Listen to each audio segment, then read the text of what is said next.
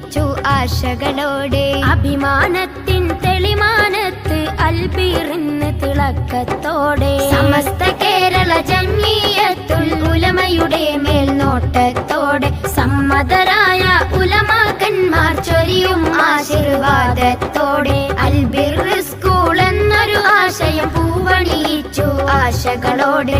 അഭിമാനത്തിൻ തെളിമാനത്ത് അൽബിറിന്ന് തിളക്കത്തോടെ.